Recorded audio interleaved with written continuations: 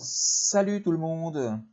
Je vous ai présenté hier une première vidéo où je vous expliquais comment calculer le nombre de mots dans un texte pour le DALF par exemple, mais également pour des synthèses pour le C1 ou des synthèses que vous devez faire dans de nombreux concours ou examens des écoles de commerce, etc., etc. Donc c'est un devoir qui est très souvent demandé, également dans les BTS en France, les brevets de technicien supérieur. C'est un examen, un exercice qui est très fréquemment exigé, demandé et qui perturbe énormément les candidats.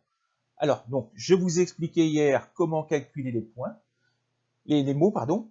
Nous allons voir maintenant comment réduire le nombre de mots, parce que généralement, vous avez trop de mots.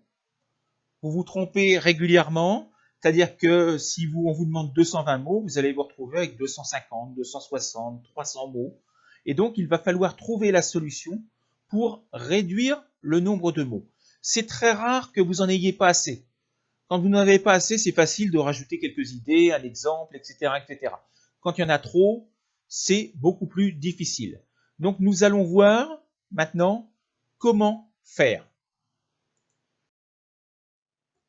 Alors, dans un premier temps, vous pouvez essayer de retravailler la formulation. Reconstituer un petit peu les phrases. Ça, c'est valable quand vous n'avez pas trop de mots à retirer. D'accord? Quand la réduction n'est pas trop importante, vous pouvez vous permettre de retravailler la formulation. Il faut également essayer de travailler sur les éléments clés, voir si vous n'avez pas mis des idées qui ne seraient pas forcément extrêmement importantes, qui seraient plus des exemples et que vous pourriez réduire, voire éliminer. Si malgré tout ça, vous avez encore beaucoup trop de mots, nous allons voir un certain nombre de méthodes qui permettront de réduire justement le nombre de mots. Donc voyons ensemble ces différentes méthodes. Donc dans un premier temps, vous pouvez essayer de remplacer un groupe de mots par un autre moins long. Par exemple, le mot parce que peut être remplacé par car. Vous gagnez un mot. Vous allez me dire, c'est pas grand-chose, un mot. Mais un mot plus un mot plus un mot dans tout le texte, vous allez peut-être finalement arriver au bon nombre de mots exigés. De nos jours, c'est 3 mots. Aujourd'hui, c'est un seul mot. Il y a 2 jours, c'est 4 mots. Avant-hier, c'est 2 mots.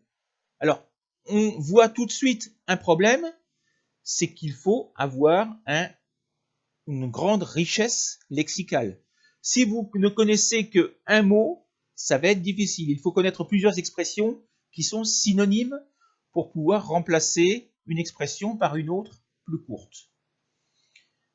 Dans un deuxième temps, vous pouvez essayer de privilégier la voix active à la voix passive. Je vous ai mis 2 phrases ici. Une pomme a été mangée par le ver, c'est 8 mots. Le ver a mangé la pomme, c'est 6 mots.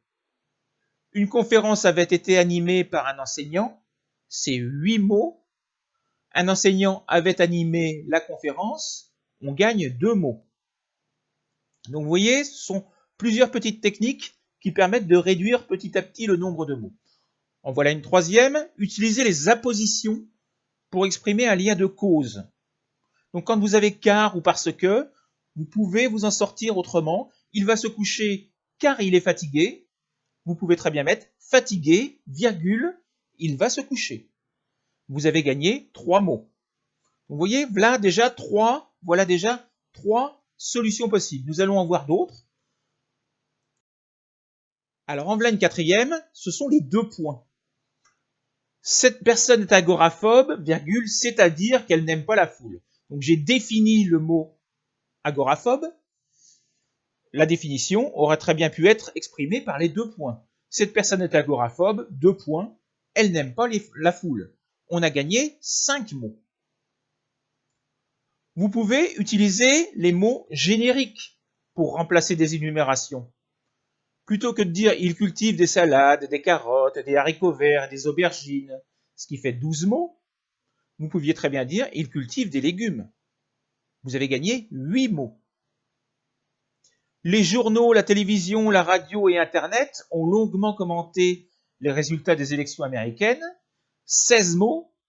Vous pouviez très bien remplacer journaux, télévision, radio et Internet par le mot média. Et vous avez gagné 6 mots. Donc vous voyez, encore 2 autres solutions possibles.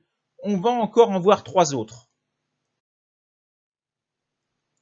Utilisez un mot générique plutôt qu'une description. Ceux qui aiment le cinéma attendent la sortie du dernier Tarantino. 11 mots. Les cinéphiles attendent la sortie du dernier Tarantino. Évidemment, là encore, il fallait connaître le mot cinéphile, d'où l'importance d'avoir une bonne culture générale, d'avoir une bonne richesse lexicale. Parce que là, on vient de gagner encore une fois 3 mots. Utilisez les adverbes plutôt que les locutions adverbiales. Il lui a expliqué l'exercice avec patience. Il lui a patiemment expliqué l'exercice. On a gagné 1 mot. Tous les jours peut être remplacé par quotidiennement. Toutes les semaines peut être remplacé par hebdomadaire. Là encore, richesse lexicale. Enfin, dernière solution possible, privilégiez les tournures positives. Donc plutôt que de mettre des phrases négatives, mettez des phrases affirmatives. Je n'accepte pas de le suivre, 7 mots. Je refuse de le suivre, 5 mots. Nous avons retiré les 2 adverbes de négation. Il ne pense pas qu'il ait raison, 8 mots. Il pense qu'il a tort, 6 mots. On peut même encore réduire. Il pense avoir tort, avec une subordonnée infinitive, 4 mots. Voilà 8 solutions pour réduire le nombre de mots dans vos textes. Donc j'espère que ça vous servira. La mission est accomplie. Vous avez réussi à mettre le nombre de mots exigés par l'énoncé, ce qui est extrêmement important parce que sachez que si vous dépassez de 10% dans un sens ou dans l'autre, c'est-à-dire que si vous n'en avez pas assez, ce qui est assez rare, et si vous en avez trop, ce qui est beaucoup plus fréquent, on va vous retirer énormément de points. Il y a des concours où on vous retire la moitié des points parce que vous n'avez pas respecté l'énoncé. Donc, faites très attention au nombre de mots. J'espère que cette vidéo vous aura été utile. À bientôt. Salut!